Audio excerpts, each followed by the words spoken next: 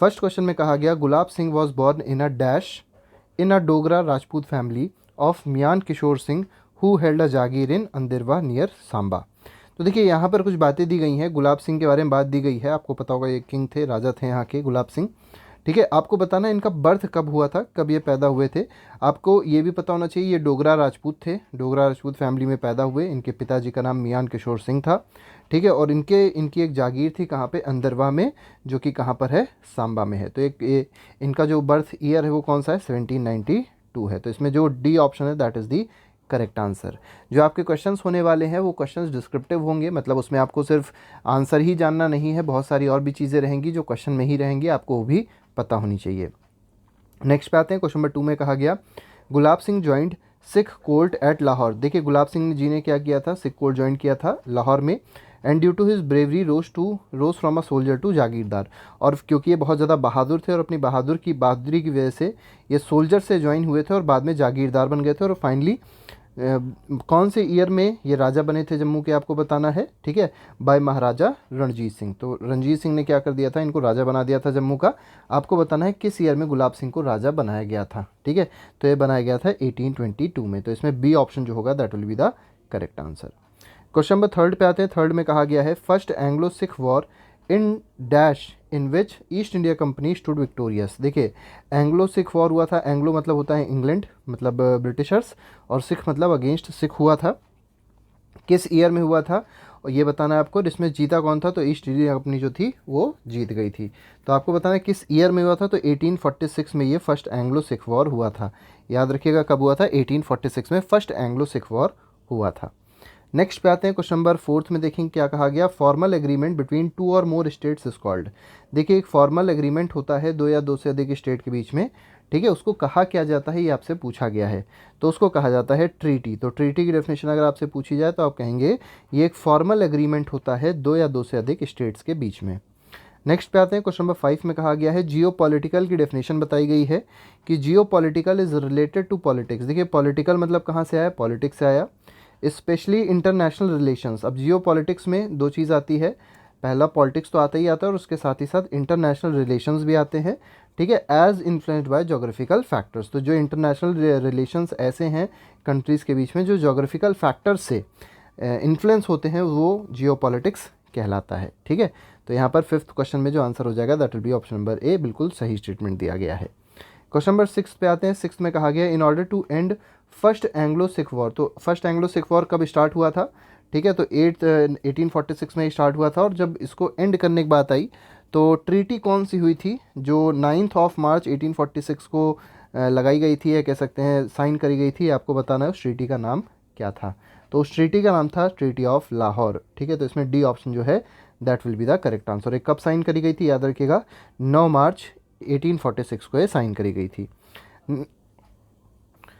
Next question पे आएंगे। Next question में कहा गया है in which year Hari Singh the only son of general Raja Amar Singh. तो देखिए हरी सिंह जो है वो कौन है, राजा अमर सिंह के ये अकेले पुत्र हैं। ठीक है, third brother of deceased Maharaja Pratap Singh formally ascended the throne of state of Jammu and Kashmir in dash. देखिए इनको किस, जो हरी सिंह है उनको किस ईयर में राजा का ये थ्रोन मिला था, आपको बताना है। जो स्टेट ऑफ जम्मू कश्मीर थे उसका थ्रोन राजा का इनको कब मिला, किस ईयर में मिला, ये आपको बताना है। तो ये मिला था इनको 1925 में। तो इसमें डी ऑप्शन जो है that is the correct answer.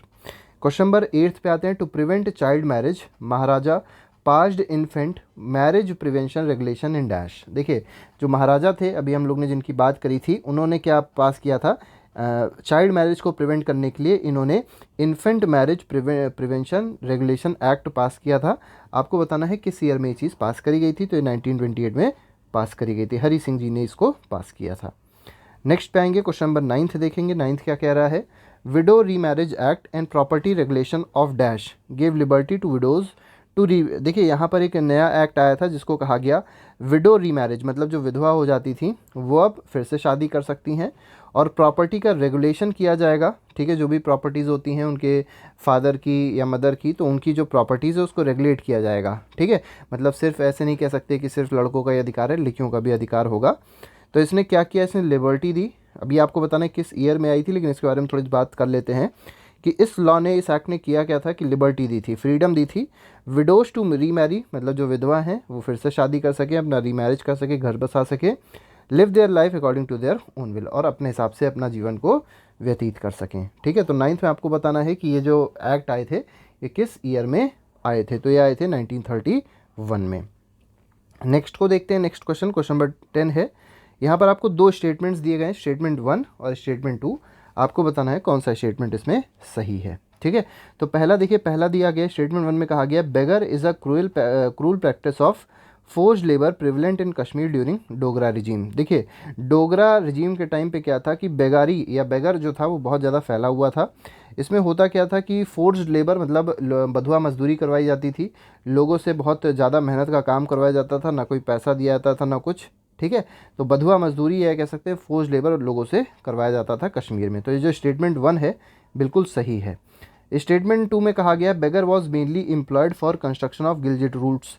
अब देखिए, जो बेगारी करी जाती थी ये क्यों कराई जाती थी? ठीक है, तो ये मेनली इसमें लोगों को एम्प्लॉयमेंट दी जाती थी, या कह सकते हैं उनको काम पे लगाया जाता था। और काम क्या होता था, जो गिलजिट रूट थे उनको कंस्ट्रक्ट करने के लिए काम पे लगाया जाता था। ट्रांसपोर्टेशन ऑफ राशन, राशन मतलब हो गया जैसे गेहूँ चावल जो अनाज होता है उसको एक जगह से दूसरे जगह तक ट्रांसपोर्ट करने के लिए भी इन लोगों को यूज़ किया जाता था, जिनको बेगर कहा गया है या जिस सिस्टम को बेगारी कहा गया है। ठीक है, अब ये होते क्या थे, डोगरा सोल्जर्स के लिए ट्रांसपोर्ट करते थे राशन को, और कहाँ से कहाँ तक, तो गिलजिट से लेके और बहुत दूर दूर के स्थानों तक इसको लेके जाते थे। तो स्टेटमेंट 1 जो है वो भी सही है, स्टेटमेंट 2 जो है वो भी सही है। तो इसमें सी ऑप्शन हो जाएगा, both statement 1 and 2 are correct.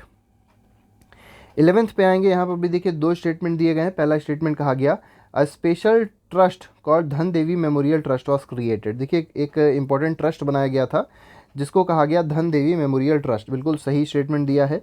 और स्टेटमेंट 2 में कहा गया this trust extended financial help to the girls at the time of their marriage out of Dhan Devi कन्या फंड। देखिए, कितनी अच्छी बात है कि यहाँ पर जो ये ट्रस्ट बना था इसमें एक फंड था, एक ये कह सकते हैं फंड एक स्टार्ट किया गया था जिसका नाम था धन देवी कन्या फंड। और इसमें होता क्या था कि जो भी लड़की, जिस भी लड़की की शादी होनी होती थी उसको फाइनेंशियल हेल्प, उस परिवार को फाइनेंशियल हेल्प प्रोवाइड करी जाती थी जिससे आसानी से उसका विवाह हो सके। तो यहाँ पर स्टेटमेंट 1 भी सही है और स्टेटमेंट 2 भी बिल्कुल सही है। तो इसमें भी सी ऑप्शन हो जाएगा, that both statement 1 and 2 are correct. यहाँ पर कहा गया आइडेंटिफाई द इनकरेक्ट स्टेटमेंट। आपको बताना है कौन सा स्टेटमेंट इनकरेक्ट है। तो पहला स्टेटमेंट देखिए, इसमें कहा गया before ascending the throne as ruler Maharaja Hari Singh was appointed as commander in chief and as important member of the state council. तो देखिए, महाराजा हरि सिंह जब राजा बने तो उससे पहले इनको किस चीज़ पे अपॉइंट किया गया था, तो एक कमांडर इन चीफ बने थे और साथ ही साथ ये एक इंपॉर्टेंट मेंबर बने थे स्टेट की काउंसिल में। बिल्कुल सही स्टेटमेंट है, तो ये स्टेटमेंट बिल्कुल करेक्ट होएगा। He inherited a legacy brimming with social unrest and resentment. ठीक है, तो इनको एक ये कह सकते हैं कि इनहेरिट मतलब इनको मिली है एक लेगेसी, जो इनका मतलब पुराने लोगों से इनको एक लेगेसी मिली है, सोशल अनरेस्ट रहा है और साथ ही साथ रिसेंटमेंट रहा है, मतलब बहुत ख़राब तरीके से इनको ये कह सकते हैं कि रूल मिला था, जो पहले का रूल था बहुत ख़राब था और वो इनको मिली थी। However, after his accession to the throne, Maharaja Hari Singh adopted a policy of moderation and proved to be more accommodative than the preceding Dogra rulers. अब देखिए, जो पुराने डोगरा रूलर थे, हरी सिंह से पहले जो भी रूलर थे यहाँ के हुआ करते थे इनके परिवार वाले, उनसे ये ज़्यादा कैपेबल थे। इन्होंने इसको प्रूव भी करके दिखाया, ये बहुत ज़्यादा मॉडरेट रहे। ठीक है, तो ये सब चीज़ें हरी सिंह के बारे में एक पॉजिटिव पॉइंट्स थे। तीनों तीनों ऑप्शन सही हो गए। 4th में आते हैं, being much more liberal to his approach, बहुत ज़्यादा फ्री थे, लिबरल थे, बहुत ज़्यादा सोच बहुत ज़्यादा इनकी लिबरल थी। He took number of steps to transform the life of his subjects. He began to assert himself by holding the residents at arm length and reestablish the state authority. तो ये सब कुछ अच्छे अच्छे काम इन्होंने किए थे। तो सारे के सारे यहाँ पर जो स्टेटमेंट दिए गए हैं बिल्कुल सही है। तो इसका आंसर क्या हो जाएगा, कोई भी स्टेटमेंट गलत नहीं है, तो नन ऑफ दी अबव इसमें सही आंसर हो जाएगा। नेक्स्ट पे आते हैं, क्वेश्चन नंबर 13 देखते हैं। 13 में फिर से वही कहा गया है कि आपको करेक्ट स्टेटमेंट बताना है इसमें से कौन सा है। तो पहला दिया गया Maharaja Ranjit Singh was the builder of powerful Sikh kingdom. तो देखिए, जो पावरफुल सिख किंगडम बनी है उसके जो मेन बिल्डर रहे हैं वो कौन रहे हैं, तो महाराजा रणजीत सिंह रहे हैं। बिल्कुल सही स्टेटमेंट है, तो फर्स्ट बिल्कुल करेक्ट है। However in his death in 1839, तो इनकी डेथ कब होती है, इनकी डेथ होती है 1839 में।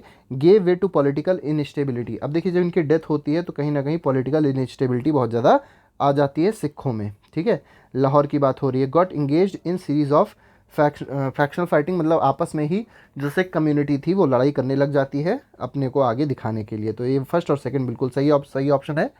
थर्ड में क्या कहा गया, थर्ड में कहा गया as the Sikh state of Punjab was located on strategic position the growing confusion at the Lahore court became a cause of concern for the British. मतलब ये जो पंजाब था, ये जो इसकी लोकेशन थी बहुत ही ज़्यादा अच्छी थी, ठीक है, बहुत ज़्यादा स्ट्रेटजिक थी। तो क्या हुआ, जो कन्फ्यूजन हुआ लाहौर कोर्ट में, उससे जो ब्रिटिशर्स थे वो बहुत ज़्यादा भयभीत थे, ठीक है। तो यहाँ पर जो पहला, दूसरा और तीसरा तीनों ऑप्शन है बिल्कुल सही है, तो इसका आंसर हो जाएगा all of the above. Next पे आते हैं, नेक्स्ट क्वेश्चन में ट्रू फॉल्स से बेस्ड क्वेश्चन कहा गया है। इसमें कहा गया आफ्टर द बैटल ऑफ सबरून, ठीक है, तो सबरून का जो बैटल हुआ, एंग्लो सिख वॉर जो हुई है 10 फरवरी 1846 को, इसमें क्या कहा गया, Gulab Singh the then Raja of Jammu realise the dark consequences of war and facilitated negotiations between the Lahore Darbar and British East India Company. अब देखिए 1846 में जो एंग्लो सिख वॉर हुआ था, पहला एंग्लो सिख वॉर हुआ था, उसमें जो गुलाब सिंह थे उस समय के राजा, इनको पता चल गया कि बहुत ज़्यादा वॉर के कॉन्सिक्वेंसेस ख़राब होने वाले हैं, तो इन्होंने क्या कर लिया था, ब्रिटिश ईस्ट इंडिया कंपनी से निगोशिएट कर लिया था। तो ये जो स्टेटमेंट है बिल्कुल सही है, तो इसका आंसर हो जाएगा ट्रू। नेक्स्ट पे आते हैं, क्वेश्चन नंबर 15 में कहा गया school named Shri Ranbir high school based on western education. देखिए यहाँ पर एक नया स्कूल स्टार्ट किया गया था वेस्टर्न एजुकेशन के लिए, और उस स्कूल का नाम था श्री रणबीर हाई स्कूल, ठीक है। अब ये इस्टेब्लिश कहाँ किया गया था आपको बताना है, कब इस्टेब्लिश किया गया था, तो 1885 में इस्टेब्लिश किया गया था जब कांग्रेस आई थी, और उसी के साथ साथ आपको बताना है कहाँ पर इस्टेब्लिश किया गया था। तो ये इस्टेब्लिश किया गया था कहीं और नहीं, ये इस्टेब्लिश जम्मू में किया गया था, तो इसका ए ऑप्शन जो है that is the correct answer. Question number 16 पे आएंगे, education for agriculturist and artisans was also given impetus with the establishment of Amar Singh technical institute eight Srinagar. देखिए ये कह सकते हैं कि एग्रीकल्चर को बढ़ावा देने के लिए, टेक्निकल चीज़ों को बढ़ावा देने के लिए, आर्टिसंस को बढ़ावा देने के लिए एक नया कॉलेज स्टार्ट किया गया था, एक टेक्निकल इंस्टीट्यूट स्टार्ट किया गया था जिसका नाम था अमर सिंह टेक्निकल इंस्टीट्यूट। और ये कहाँ पर स्टार्ट किया गया था, तो श्रीनगर में स्टार्ट किया गया था। आपको बताना है ये किस ईयर में स्टार्ट किया गया था, तो ये स्टार्ट किया गया था 1923 में, तो इसमें सी ऑप्शन जो है that is the correct answer. Question number 17 पे आते हैं, 17 में कहा गया है the work of Gilgit road was started in dash which link the state with Europe through Central Asia. अब देखिए जम्मू कश्मीर को यूरोप से कनेक्ट करने का काम कौन कर रहा था, गिलजिट रोड कर रही थी, ठीक है, और ये कहाँ से पास हो रही थी, तो सेंट्रल एशिया से होकर निकल रही थी। आपको बताना क्या है कि इसका काम कब स्टार्ट कराया गया था, ठीक है, तो गिलजिट रोड को बनाने का काम जो स्टार्ट कराया गया था वो 1890 में स्टार्ट कराया गया था, तो इसका डी ऑप्शन सही हो जाएगा। नेक्स्ट पे आते हैं, क्वेश्चन नंबर 18 में कहा गया है railway was laid down between Jammu and Sialkot in. अब देखिए जो रेलवे बनाई गई जम्मू और सियालकोट के बीच में, जो रेलवे लाइन बिछाई गई है, कह सकते हैं रेलवे बनाई गई है, वो कब बनी है, तो बनी है 1905 में, ठीक है, जब बंगाल पार्टीशन हुआ था तब रेलवे लाइन बनाई गई थी। नेक्स्ट पे आते हैं, क्वेश्चन नंबर 19 में कहा गया the first dispensary in Srinagar was opened by reverend Robert Clark in dash. देखिए जो पहली डिस्पेंसरी बनी थी, मतलब मेडिकल को भी बहुत ज़्यादा बढ़ावा दिया जा रहा था, तो जो पहली डिस्पेंसरी श्रीनगर में बनी है, ठीक है, वो किसने ओपन करी है, तो रेवरेंड रॉबर्ट क्लार्क ने, मतलब एक ब्रिटिशर ने ओपन करी थी। और कब ये ओपन हुई थी, तो ये ओपन हुई थी 1864 में, ठीक है, तो इसका आंसर सी ऑप्शन सही हो जाएगा।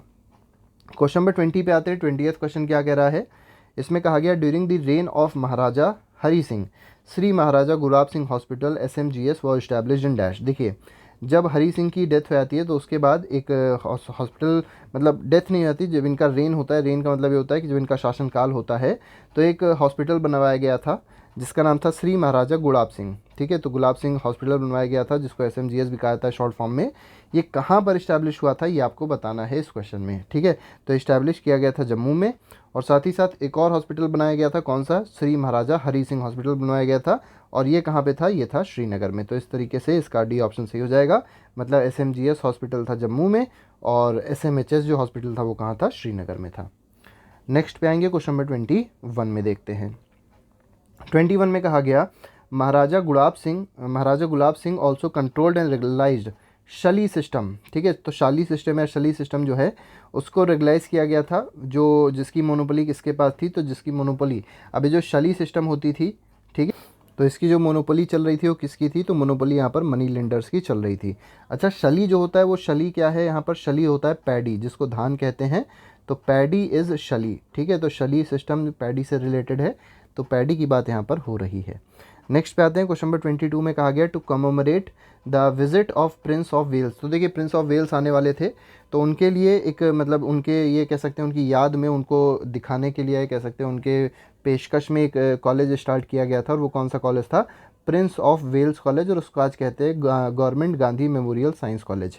जितने लोग जम्मू कश्मीर में रहते होंगे उन्होंने ये शायद देखा भी हो। हम तो जम्मू कश्मीर में नहीं रहते हैं, लेकिन फिर भी हमने जब उस पर गूगल पे इसको सर्च किया तो बहुत ही सुंदर बना हुआ है, तो आप लोग इसको ज़रूर देखिएगा। ठीक है, अब ये ओपन कहाँ पे हुआ था, तो ये ओपन जम्मू में हुआ था, लेकिन किस ईयर में ओपन हुआ था ये आपको इसको क्वेश्चन में बताना है। तो ये ओपन हुआ था कब, 1906 में, तो 1906 will be the correct answer. Question number 23 पे आते हैं। 23 में कहा गया separate treaty called treaty of dash was signed on 16 March 1846 between the British East India company and Maharaja Gulab Singh. तो महाराजा गुलाब सिंह और ब्रिटिश ईस्ट इंडिया कंपनी के बीच में एक ट्रीटी साइन हुई थी, बताना उस ट्रीटी का नाम क्या था। तो वो उस ट्रीटी का नाम था ट्रीटी ऑफ अमृतसर। ठीक है, तो इसमें सी ऑप्शन सही हो जाएगा।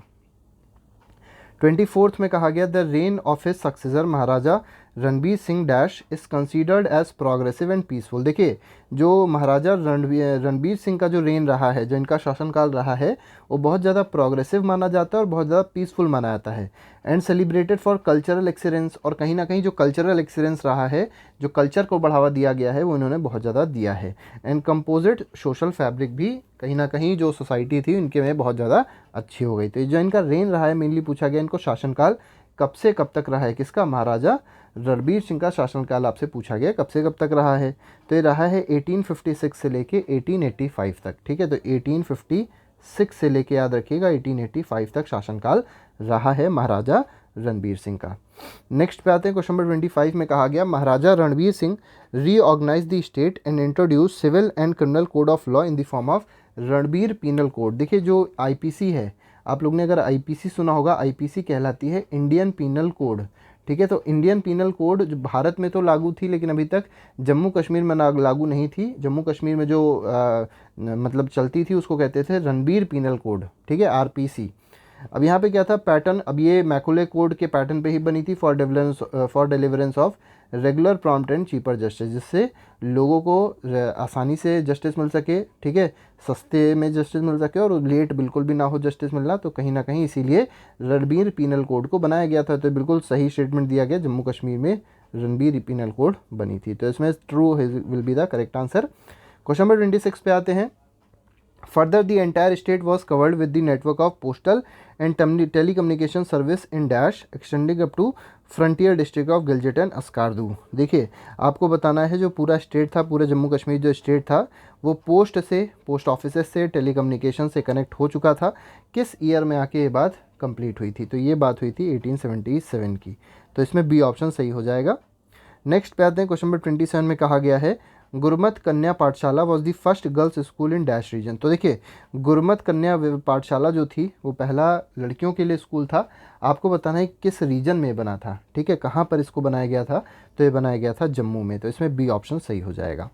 नेक्स्ट पे आते हैं, क्वेश्चन नंबर 28 में देखेंगे महारानी तारा देवी महिला कॉलेज। देखिए यहाँ पे एक महिला कॉलेज की बात हो रही है जिसका नाम है महारानी Tara Devi Mahila college, known now as government college for women. अब देखिए अब इसका नाम बदल दिया गया, अब इसका नाम हो गया government college for women, parade में है। ठीक है, विद एफर्ट्स ऑफ महिला एजुकेशन सोसाइटी इन जून। अब देखिए कब ये बना था आपको बताना है, तो महिला एजुकेशन सोसाइटी के हेल्प से बनवाया गया था। ठीक है, तो ये जून में तो बना है, लेकिन जून के किस ईयर में बना है, तो ये बना है 1944 में। तो इसमें डी ऑप्शन सही हो जाएगा। 29 पे आते हैं। अब जो क्वेश्चंस होने वाले हैं ये एमसीक्यू बेस्ड नहीं होंगे, थोड़े से लॉन्ग आंसर्स, शॉर्ट क्वेश्चंस होंगे।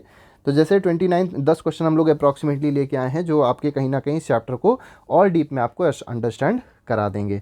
तो पहला जो क्वेश्चन दिया गया इसमें कहा गया what are the factors responsible for British intervention in Jammu and Kashmir. तो देखिए जो ब्रिटिश थे वो जम्मू कश्मीर में इतना ज़्यादा इंटरेस्टेड, या कह सकते हैं इतना इंटरवीन क्यों कर रहे थे, इतना बीच में क्यों आ रहे थे जम्मू कश्मीर के। तो पहला ये था कि वो चाहते थे कि ब्रिटिश फ्री ट्रेड हो कश्मीर में, मतलब ये कह सकते हैं कि फ्री में ट्रेड हो कश्मीर से कहीं और तक। ठीक है, कोई पैसा ऐसा ब्रिटिशर्स को ना देना पड़े। सेकंड है growing pressure due to Anglo Afghan war. तो एंग्लो अफगान वॉर की वजह से क्या था कि प्रेशर बढ़ रहा था, इन लोग को लग रहा था कहीं ना कहीं अफगान वाले आएंगे और इनको हटा देंगे। तो कहीं ना कहीं ये सब चीज़ें भी थी कि उनको डर लग रहा था कि अफगान से लोग ना चले आएँ और इनको उखाड़ फेंकें। तो ये सब चीज़ें भी थी। To check the advance of USSR. अब देखिए जो यूएसएसआर है बहुत ज़्यादा इंपॉर्टेंट रोल इसने प्ले किया है। यूएसएसआर मतलब आज का जो रशिया है एक तरीके से, पहले बहुत सारी कंट्रीज़ थी एक साथ में थी, अब बाद में टूट गई तो रशिया अलग हो गया, बहुत सारी कंट्रीज़ अलग अलग हो गई। तो जो यूएसएसआर का था इसका भी डर था, किसको, इंग्लैंड को या ब्रिटिश को। उनको डर था कहीं यूएसएसआर आके भारत पे अटैक ना कर दे और हमको भगा दे। तो इस तरीके से ये कुछ डर थे जिसकी वजह से जम्मू कश्मीर में इतना ज़्यादा इंटरवेंशन ब्रिटिशर्स करने लग गए थे। Describe the establishment of local self government. अब देखिए इस्टेब्लिशमेंट जो लोकल सेल्फ गवर्नमेंट का हुआ है वो किस तरीके से हुआ है ये आपको इस क्वेश्चन में बताना है जम्मू कश्मीर में। With the establishment of Regency in the state, देखिए रीजेंसी इस्टेब्लिश हुई थी 1885 में। अ shift in the pattern of governance was witnessed and the princely rule were recalled to offer more representation to people in the wake of rising national consciousness। अब देखिए इसमें क्या कहा गया, 1885 के अबाउट अगर देखा जाए तो ब्रिटिशर्स का बहुत ज़्यादा रोल यहाँ पर आने लग गया था कश्मीर में। तो क्या हुआ था कि जितने भी प्रिंसली रूलर्स थे, ठीक है, मतलब ये जो राजा लोग थे वो अब रिप्रेजेंटेशन लोगों का, जो आम जनता थी उनका रिप्रेजेंटेशन ज़्यादा करने लग गए थे, क्योंकि इनको डर था कि कहीं ना कहीं अगर ये जनता की नहीं बात सुनेंगे या उनको आगे करेंगे तो इनको यहाँ पर रहना बहुत ज़्यादा मुश्किल हो जाएगा, जनता भी इनका साथ नहीं देगी।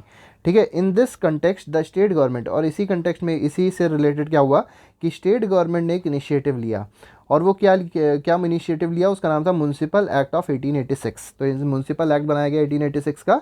इसमें रिप्रेजेंटेशन लोगों को दिया गया, कॉमन पीपल को रिप्रेजेंटेशन दिया गया, किसमें, लोकल बॉडीज़ में। जैसे आजकल आप देखते होंगे पंचायत के चुनाव होते हैं, तो पंचायत के चुनाव में प्रधान चुना जाता है तो वो कहाँ चुना जाता है, तो बिल्कुल लोकल लीडर होता है, गाँव का ही आदमी होता है। तो इसी तरीके से वहाँ पर भी ये चीज़ करी गई थी। The municipalities were set up in the capital town of Jammu and Kashmir. और ये म्यूनसिपैलिटीज़ मेनली कहाँ सेटअप करी गई थी, जो कैपिटल टाउन्स थे जम्मू कश्मीर के, वहाँ पर इसको सेटअप किया गया था। क्वेश्चन नंबर 30 पे आते हैं। रोड्स एंड रेलवेज के बारे में पूछा गया है, जम्मू कश्मीर में इसकी क्या व्यवस्था थी। ठीक है, तो पहला देखिए इसमें कहा गया the construction of roads and railways network was also taken up which connected the state to the outer world and led to flourishing trade and commerce. देखिए जो रोड्स और रेलवेज थे ये भी बहुत ज़्यादा डेवलप होने लग गए थे जम्मू कश्मीर में। क्यों डेवलप हो रहे थे, तो इससे होगा क्या, इससे जो ट्रेड है, जो कॉमर्स है वो बढ़ेगा, और कहीं ना कहीं जो जम्मू कश्मीर है उसकी जनता को फ़ायदा मिलेगा, रोज़गार बढ़ेगा, एम्प्लॉयमेंट बढ़ेगा। तो ये सब चीज़ें सोची गई थी। अब यहाँ पर देख सकते हैं आप लोग एक बहुत इंपॉर्टेंट रोड बताई गई है, झेलम वैली कार्ट रोड। ठीक है, यहाँ पर the most wonderful mountain road एक वर्ल्ड में है। ठीक है, ये जो रोड बताई गई है झेलम वैली कार्ट रोड, ये बहुत ही ज़्यादा सुंदर माउंटेन रोड है। That link Srinagar to with Peshawar via Kohala and Murree. अब देखिए ये श्रीनगर से कहाँ तक जाती थी, पेशावर तक जाती थी, कोहला और मुरी के रास्ते। अब ये कंप्लीट कब हुई थी, तो 1895 में इसको कंप्लीट कर लिया गया था। अब गिलजिट रोड पे भी काम चल रहा था। ठीक है, कब स्टार्ट हुआ था, 1890 में स्टार्ट हुआ था। और ये किसको लिंक कर रहा था, तो ये जम्मू कश्मीर को किसके साथ लिंक कर रहा था, यूरोप के साथ लिंक कर रहा था, लेकिन किसके थ्रू, सेंट्रल एशिया के थ्रू जाना था। ठीक है, बनिहाल कार्ट की बात करी गई, बनिहाल कार्ट रोड की बात करी गई, और लद्दाख रोड जो थी वो भी कंस्ट्रक्शन पे थी, मतलब उसका भी कंस्ट्रक्शन हो रहा था।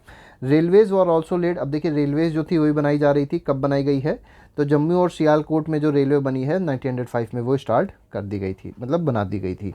ऑल दीज मेजर्स इम्प्रूव दी। अब ये जो सारे मेजर्स लिए गए हैं, जो रोड्स और रेलवेज बनी हैं, इनसे हुआ क्या कि ट्रांसपोर्ट कम्युनिकेशन सिस्टम अच्छा हुआ, जिससे जो लोग पहले अलग रहा करते थे, मतलब जो बाकी जगहों से बिल्कुल दूर थे, तो वो भी अब आसानी से अपने आसपास इलाकों में जा सकते थे, मतलब उनका आइसोलेशन जो था वो ख़त्म हो चुका था।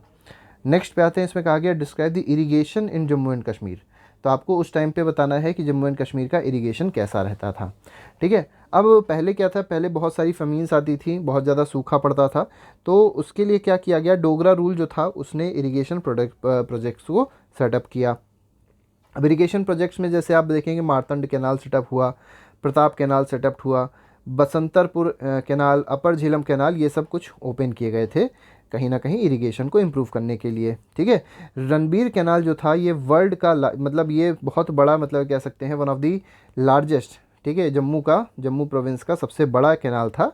ठीक है, और ये क्या करता था, इरिगेट करता था पूरे एंटायर एरिया, मतलब सारे एरिया को इरिगेट करता था, फ्रॉम अखनूर टू रणबीर सिंहपुरा तहसील। तो अखनूर से लेके रणबीर सिंहपुरा तहसील तक ये क्या करता था, अकेले दम पे सबको इरिगेशन प्रोवाइड करता था। For free and portable supply water modern water boxes were establish in both provinces of the region. ठीक है, तो क्यों मतलब इसको इस्टेब्लिश, मतलब यहाँ पर देखा जाएगा तो मॉडर्न वाटर बॉक्सेस भी इस्टेब्लिश किए गए थे। और क्यों इस्टेब्लिश किए गए थे? जिससे फ्री और पीने वाला जो पानी है उसको आसानी से सप्लाई किया जा सके बाकी रीजन्स में। ठीक है, फॉर जनरेशन ऑफ पावर, अब देखिए हाइड्रो इलेक्ट्रिक पावर का भी सेटअप हो गया था यहाँ पर, पावर प्लांट का भी। ठीक है, और कहाँ पर सेटअप हुआ था? मोहरा में सेटअप हुआ था 1902 में। ठीक है, और दूसरा जो था वो जम्मू में सेटअप हुआ था। नेक्स्ट पे आते हैं। अब देखिए अगले क्वेश्चन पे आते हैं। जो अगला क्वेश्चन है वो पब्लिक हेल्थ से रिलेटेड है। पूछा गया पब्लिक हेल्थ केयर कैसा हुआ करता था जम्मू कश्मीर का। तो सबसे पहला जो स्टेटमेंट दिया है उसमें कहा गया the modern medical facilities came into existence during the letter period of Dogra rule. मतलब डोगरा रूल का अगर आप लेटर पीरियड, बाद का पीरियड देखेंगे तो उसमें मॉडर्न मेडिकल फैसिलिटीज़ लाने लग गए थे जो राजा लोग थे। पहली डिस्पेंसरी सेटअप हुई थी कहाँ पर? श्रीनगर में सेटअप हुई थी। और किसने ओपन करी थी?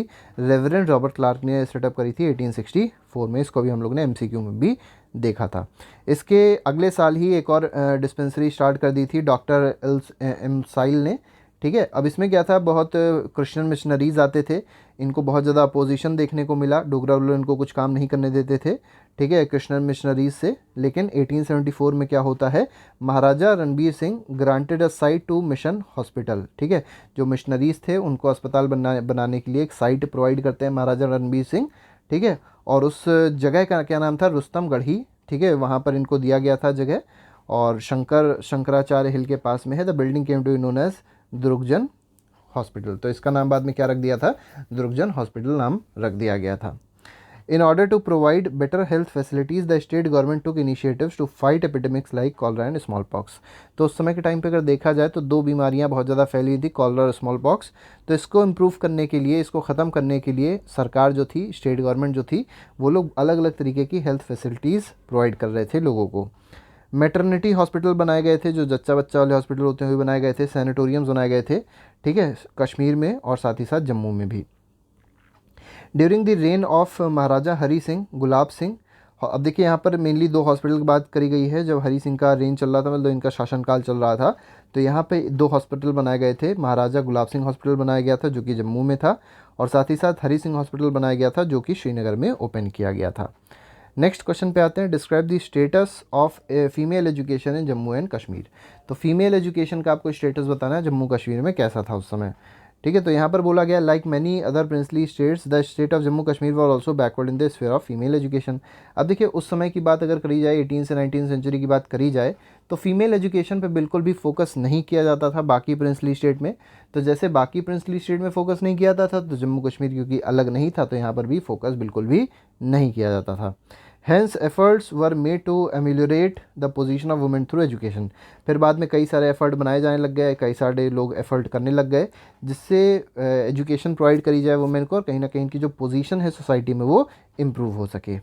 अब यहाँ पर कुछ गर्ल्स के स्कूल के बारे में बात करी गई, जैसे गुरमत कन्या पाठशाला है, इसको सेटअप किया गया था। पहला गर्ल का स्कूल था जो कि जम्मू रीजन में सेटअप किया गया था। इस्टेब्लिशमेंट ऑफ महारानी तारा देवी महिला कॉलेज, इसको भी बाद में सेटअप किया गया।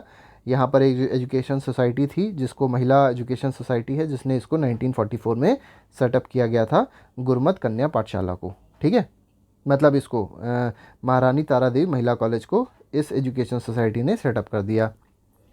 बिसाइड, अब इसके अलावा क्या था, जो मिशनरीज़ थे इनके भी स्कूल्स आ गए थे, प्राइवेट सभाज आ गई थी जो कहीं ना कहीं वोकेशनल एजुकेशन वुमेन को प्रोवाइड कर रही थी इस रीजन में। तो कहीं ना कहीं वुमेन का स्टेटस जो था वो इम्प्रूव होने वाला था। नेक्स्ट पे आते हैं। Describe the women in everyday life in Jammu and Kashmir. तो अगर मतलब डेली की बात करी जाए, एवरीडे लाइफ की बात करी जाए, तो कैसी हुआ करती थी जम्मू कश्मीर में, ये आपसे इस क्वेश्चन में पूछा गया है। तो 19 सेंचुरी की बात अगर करी जाए तो during the 19 century the in human social practices, तो बहुत सारी इन ह्यूमन प्रैक्टिसेस चल रही थी, जैसे सती थी, चाइल्ड मैरिज थी, प्रोहिबिशन ऑफ विडो रीमैरिज था, फीमेल इन्फेंटिसाइड मतलब गर्भ में ही लड़कियों को मार दिया जाता था, इमोरल ट्रैफिकिंग चल रही थी, मतलब बेच दिया जाता था लड़कियों को। तो ये सब चीज़ें बहुत ज़्यादा प्रिवलेंट थी जम्मू एंड कश्मीर में। ठीक है, मतलब स्थिति बहुत ज़्यादा ख़राब थी जम्मू कश्मीर की। Females were considered inferior to males. ये देखिए कितनी गलत बात है कि फ़ीमेल जो थी, महिलाएं जो थी, उनको मतलब आदमियों से कम समझा जाता था, इन्फीरियर समझा जाता था। The root cause of this discrimination against women were educational backwardness. तो देखिए ऐसा था क्यों, ऐसा सिर्फ एक वजह से था, क्योंकि ये एजुकेशनली वीक थी, एजुकेशनली ये लोग बैकवर्ड थी। एब्जेक्ट पॉवर्टी, बहुत ज़्यादा गरीबी हुआ करती थी। इकोनॉमिक सर्विट्यूड, मतलब कुछ भी खाने पीने को नहीं होता था। इकोनॉमिक बहुत ज़्यादा लॉसेस लोगों के रहते थे। वुमेन रीमैरिज भी नहीं होती थी, क्योंकि इसको एक तरीके से सोसाइटी पे धब्बा माना जाता था, सोशल टैबू माना जाता था हिंदूज़ के बीच में। तो कहीं ना कहीं विडो रीमैरिज भी उस समय अलाउड नहीं थी जम्मू एंड कश्मीर में। Has the forced widowhood was prevalent among them, मतलब फोर्स्ड विडोहुड वहाँ पर बहुत ज़्यादा कराया जाता था। All this made the position of women deplorable in society. और इन सब वजहों से क्या हुआ कि जो वुमेन की पोजीशन थी सोसाइटी में वो बहुत ज़्यादा ख़राब हो गई। However, Maharaja Hari Singh, on his accession to the throne, took stringent measures to eradicate these evil practices and improve the position of women। देखिए जब महाराजा हरी सिंह आए थे तो इन्होंने जितनी भी यहाँ पर प्रैक्टिसेस चल रही थी, जो इनको ख़त्म करने की पूरी कोशिश करी, और बाद में पोजीशन जो थी वुमेन की वो कहीं ना कहीं बहुत हद तक सही भी हो गई थी। नेक्स्ट पे आते हैं, क्वेश्चन नंबर 36 में कहा गया explain cultural highlights of Jammu and Kashmir region from 18 to 20th century. अब देखिए कल्चर के बारे में आपको बताना है। 18 से 20th सेंचुरी के बीच में जो जम्मू एंड कश्मीर पे कल्चर की बात हुई है उससे रिलेटेड क्या आपको समझना है। जैसे महाराजा रणबीर सिंह जो थे वो बहुत ज़्यादा लवर थे आर्किटेक्चर के, पहली चीज़ तो आपको ये पता होनी चाहिए। इन्होंने बहुत सारे टेम्पल, बहुत सारे श्राइन और बहुत सारे पाठशालाज बनवाए थे। ठीक है, chain of temples were constructed for Jammu to Purmandal and उत्तर बेहानी। तो यहाँ पर देखिए जो 3 जगह आपको दी गई हैं, तो इसके बीच में बहुत सारे टेम्पल्स भी बनवाए गए थे। Taking cue from annual visiting Ramlila and Raslila companies from Mathura and Vrindavan, the state also patronise local theatrical groups both in Jammu and Kashmir and region. देखिए यहाँ पर क्या होता था कि एनुअल विजिटिंग होती थी, मतलब रामलीला और रासलीला का प्रोग्राम यहाँ पर कराया जाता था। ठीक है, और लोग आते थे मथुरा और वृंदावन से, तो उसका कहीं ना कहीं प्रोग्राम होता था। और साथ ही साथ बहुत सारी चीज़ों को पैटर्नाइज किया गया था जो जम्मू और कश्मीर रीजन की थी। ठीक है, the first native performing group was Raghunath theatrical company. तो देखिए पहली ऐसी नाटक कंपनी थी जो जम्मू एंड कश्मीर की थी, जिसको सेटअप किया गया था, जिसका नाम था Raghunath theatrical company, which was setup inside the premises of Raghunath temple. और ये कहाँ पर सेटअप हुई थी, रघुनाथ टेम्पल के प्रेमाइसेस में इसको सेटअप किया गया था। In the year of Dogra rule, the Dogri Sanstha establish in 1943 promoted Dogra culture. अब देखिए जो डोगरा रूल था वो अब क्या करेगा, अपने कल्चर को ही प्रमोट करेगा। तो डोगरी जो कल्चर है इसको प्रमोट किया था इन लोग ने 1943 में इस्टेब्लिश हुई थी, और ये इसके थ्रू क्या करता था, डोगरा कल्चर को प्रमोट करता था। Initiated the process of performing original Dogri plays like Baba Jitto, Sarpanch and नमग्रान। ठीक है, नामग्रान। तो यहाँ पर कुछ इस तरीके के आपको डोगरी प्लेस दिए गए हैं, मतलब नाटक दिए गए हैं जिसको यहाँ पर परफॉर्म कराया जाता है। जैसे बाबा जिट्टो है, ठीक है, सरपंच है, नामग्रान है, तो ये सब चीज़ें यहाँ पर कराई जाती थी। तो ये कहीं ना कहीं कल्चर से रिलेटेड बातें हैं 18 से लेकर 20th सेंचुरी की। कुछ और बातें भी दी गई, जैसे during the 19th and 20th century Jammu Kashmir region has active regional folk theatres like Tamachra, Bhakten and Haran. तो कुछ यहाँ पर देखा जाए तो थिएटर्स भी थे, फोक थिएटर्स भी थे इस तरीके के। Similarly Bhands were traditionally folk entertainers of Kashmir. तो फोक एंटरटेनर्स कौन हुआ करते थे, भांड्स हुआ करते थे। तो इस तरीके से ओरिजिनल स्टोरी टेलिंग ट्रेडिशंस भी हुआ करती थी, जैसे लादी शाह, दस्तान गोई। तो ये सब स्टोरी टेलिंग में होते थे, मतलब कहीं ना कहीं कहानियाँ सुनाने में ये सब बहुत ज़्यादा मतलब बहुत ज़्यादा आगे थे। Communicating the events of the past, जो पास्ट के इवेंट्स थे उनको भी ये लोग बताते थे। These traditions both in Jammu Kashmir region not only serve the purpose of entertainment but also acted as important instrument of expressing voice of the oppressed. अब देखिए यहाँ पर ये जो लोग थे जो इस तरीके की काम करते थे कि सिर्फ ये एंटरटेनमेंट के लिए नहीं करते थे, ये करते क्या थे कि जो पहले के लोग रहे हैं उनके साथ जो भी दिक्कतें रही हैं उनकी वॉइस को ये लोग उठाने का काम करते थे। These traditions thus empowered the common people and help them to understand contemporary situation in a better way. तो इस तरीके से इन लोग ने कहीं ना कहीं और लोगों को अच्छे से समझने की कोशिश की है कि किस तरीके से कश्मीर आगे बढ़ा है। Describe the reform in land revenue system in Jammu and Kashmir. तो जम्मू कश्मीर में जो लैंड रेवेन्यू सिस्टम रहा है उसका आपको रिफॉर्म बताना है किस तरीके से हुआ है। About 80% of the total population was engage in agriculture. तो 80% जो पॉपुलेशन थी कश्मीर की वो किस में इंगेज थी, एग्रीकल्चर में इंगेज थी।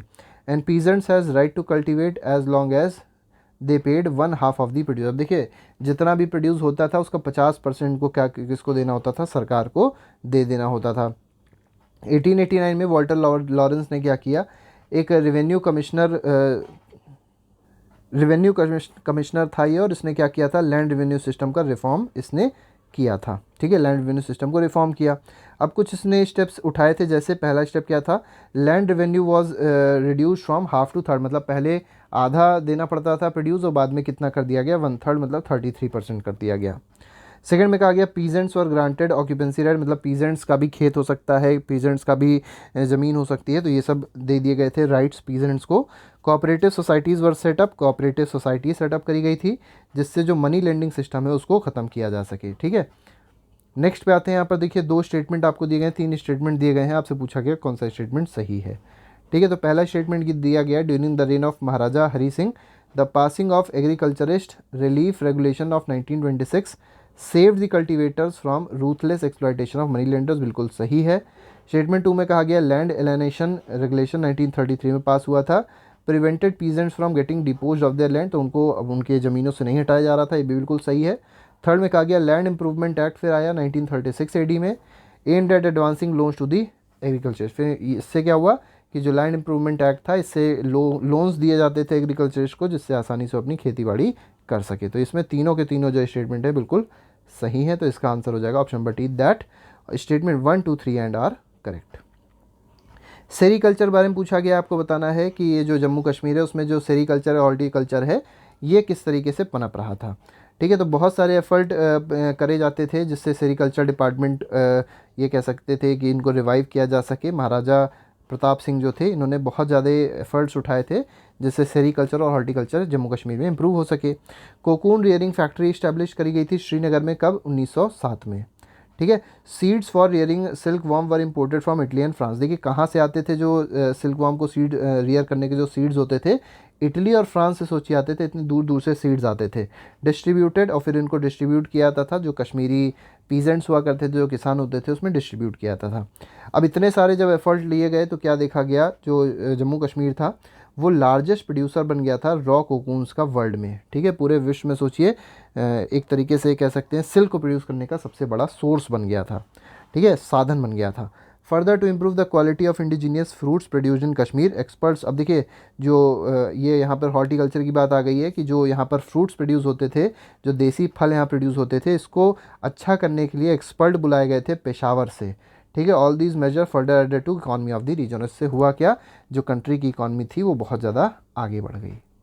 तो इस तरीके से जो अभी हम लोगों ने क्वेश्चन डिस्कस किए हैं, ये अप्रॉक्सीमेटली 40 क्वेश्चंस हैं, लेकिन आपको पूरा चैप्टर कहीं ना कहीं इसमें अच्छे से तैयार हो गया होगा। तो ये हमारे पास जो क्वेश्चंस थे, ये जम्मू कश्मीर बोर्ड के थे, कहीं ना कहीं बहुत ही ज़्यादा इंपॉर्टेंट थे। तो इस वीडियो को अगर आप लोग ने पूरा देखा है, अच्छे से देखा है, तो इसको लाइक ज़रूर करिएगा और आगे अपने दोस्तों में शेयर ज़रूर करिएगा। तो आज के लिए फ़िलहाल इतना ही रखते हैं।